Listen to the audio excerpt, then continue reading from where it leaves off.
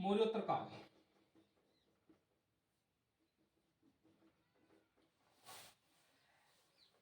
इस काल में सबसे पहला जो वंश है वह है सुंग वंश, और इस वंश ने 185 ईसा पूर्व से लेकर 75 ईसा पूर्व तक शासन किया। इस वंश ने सुंग वंश की नींव डाली थी पुष्यमित्र सुंग ने। इन्होंने अंतिम मौर्य सम्राट बृहद्रथ की हत्या करके इस वंश की नींव डाली। सुंग वंश में अंतिम शासक है देवगुति,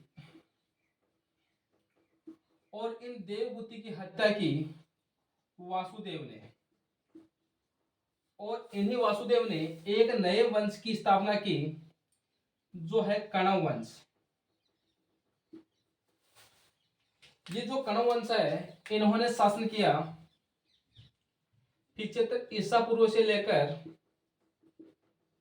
30 ईसा पूर्व तक। इस कणव वंश की जो राजधानी है वह है पाटलिपुत्र। राजधानी पाटलिपुत्र।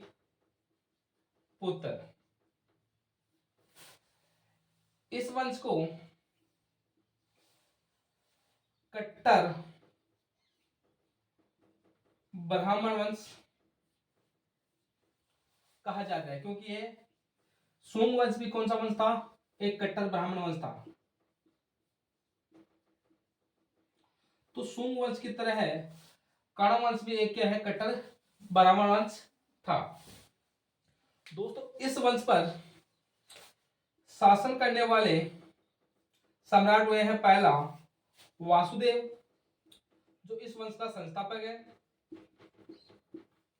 इसके बाद में शासक बनता है भूमिमित्र। भूमिमित्र के बाद में इस वंश का शासक बनता है नारायण। नारायण के बाद में इस वंश का शासक बनता है सुशर्मा। ये जो सुशर्मा है इस वंश का अंतिम शासक है।